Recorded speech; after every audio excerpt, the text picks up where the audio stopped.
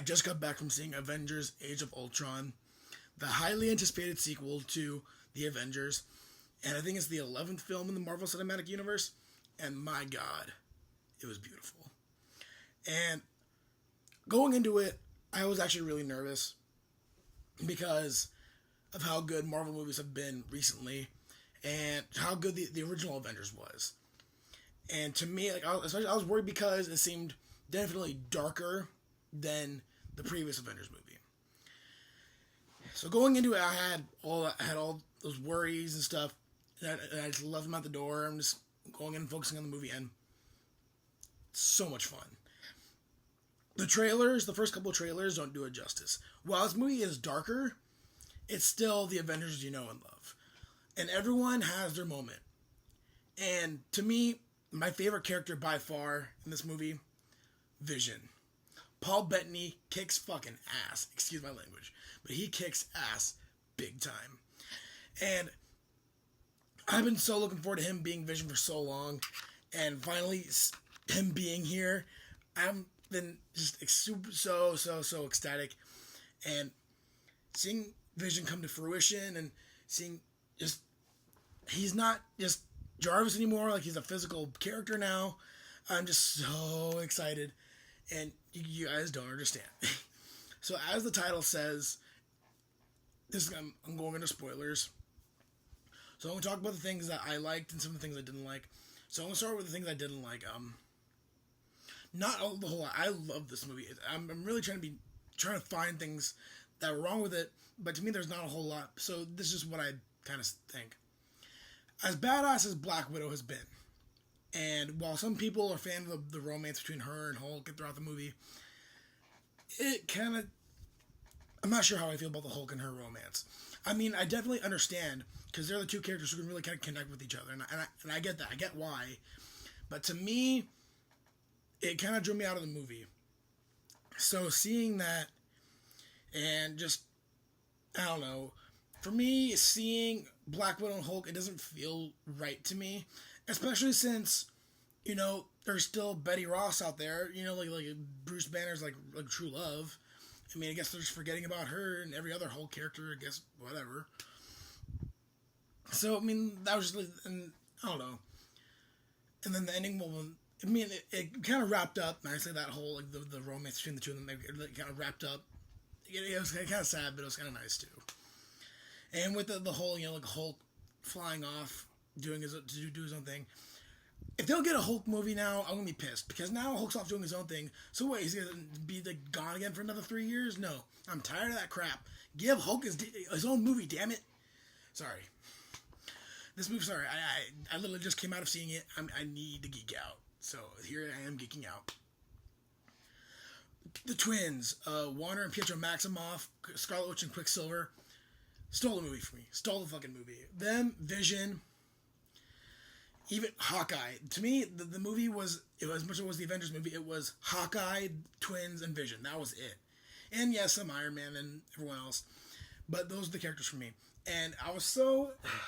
I was worried about... One other thing I was worried about was the twins and how they were going to be portrayed. And seeing a clip of their dialogue, the accent sounded really cheesy. But in the movie, I got used to it, and like I got over it, and I enjoyed them as characters. But to me, it's also weird them not being able to address the fact that in the comic, Magneto is their father. I mean, of course, we get the Quicksilver in the X-Men universe, but then, of course, these are two very different universes, very different characters. So yeah, I understand, obviously. So, just big spoiler here. So also, if you read the title, it's your own fault if you're watching this, so. I'm surprised they killed off Quicksilver. I really am. But at the same time, I understand why. Because Fox in their X-Men universe are using their version of Quicksilver with Evan Peters. And then this version had Aaron Taylor Johnson, who killed it, by the way. I loved him in this movie.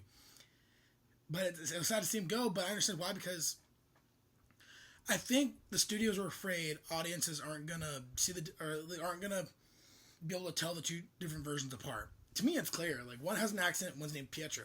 One that doesn't have an accent is in the 70s, and then his name is Peter. So there's a very clear distinction there. But I think the studios probably were worried about that, so that probably went into Joss when he was writing the script. Joss Whedon, I mean. So that probably was part of why they killed him off. It was sad to see him go because he grew on me. Him and his sister really grew on me, and her being part of the Avengers in the end. And the final so much to geek out about. Just such an amazing movie. So much great action. I swear to God, there's way more action in this one than the previous one. And then just okay, and take a breather. So Ultron himself. Well, another thing that kind of bothered me was how quickly they just gloss over his like introduction and his origin, and how they like it kind of makes sense, but at the same time, like he came like Ultron was created really quickly, and he became a bad guy very quickly. So that's something that people have problems with. I understand why. It's a nitpicky thing. I got over it, but it's something that people probably end up talking about. So I felt the need to address it.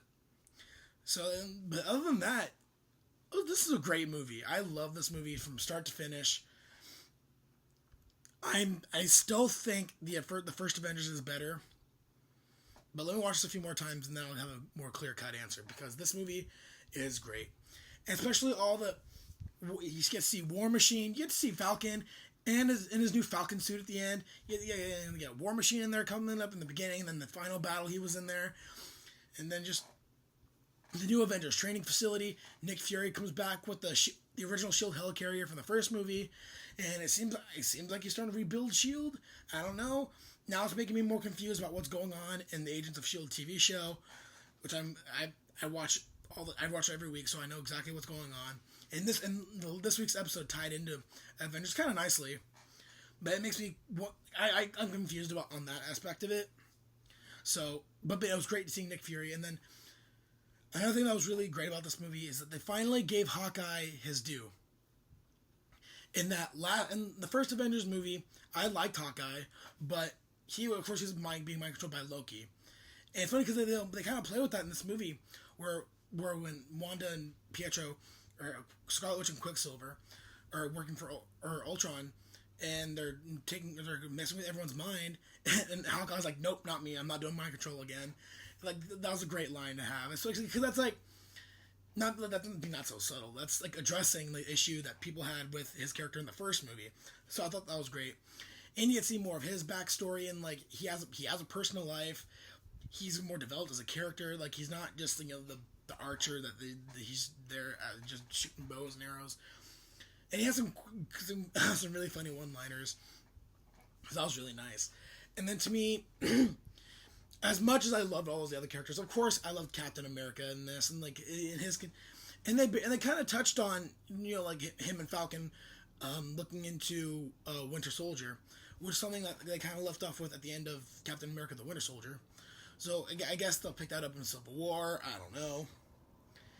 And one thing that I thought was kind of nice is the relationship. For those of you who read Marvel Comics, there's a relationship between the Vision and Wanda, and in the movie they kind of like have that bit of a connection that they could possibly explore in future movies. So I thought that was kind of nice.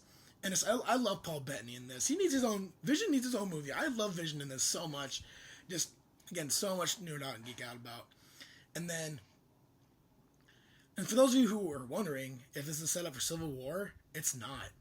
Other than the one scene that was previously shown at that Marvel event where they announced all the movies, the one scene where they're chopping wood and the real tension, this is not a setup to Civil War at all. It's really not. And I already kind of knew that going in because I read reviews already. But for those who are wondering, this isn't the setup. That's not a bad thing, but it's not. So I guess we'll just see what happens when Civil War comes out next year. And then the post-credit scene delves into, it was you see the Infinity Glove or whatever, Infinity Gauntlet, whatever, floating around, and then you see Thanos grab it. He's like, I guess I'll have to do it myself. And then it cuts to black, and I didn't stick around for another credit scene. I think Kevin Feige himself said there's not going to be a second one. So I just didn't stick around. So if there is, let me know. I could be wrong, but I'm pretty sure there's not. So I thought it was a nice little scene, especially them like touching on, all the different gems, because I feel like also Captain America and Avengers had the Cosmic Cube, which was one of the galaxy was one gem. Thor: The Dark World had the Ether, which is the other gem. Guardians of the Galaxy had one. This movie had one. Now there's just like one more to go. I don't know if they're even going to do it by the time Infinity War comes out, but I mean they probably will. And even Thor delving into like seeing all the different Infinity Stones, like that was really cool. And there's just so much to talk about in this movie. I'm sorry, but I really shouldn't be talking right now because my voice is I've been sick, so I'm trying to recover. But Avengers: Age of Ultron was such a great movie. Rating right now, I'll give it 9 out of 10. I didn't think I was going to give it that rating going into it, but hey, I love the movie so much. So much to appreciate. Guys, go out and watch it. If you've already watched it, watch it again. I'm probably going to see this movie like 2, 3, 4 times at least. So guys, that'll be it for me. So until next time, have a good one.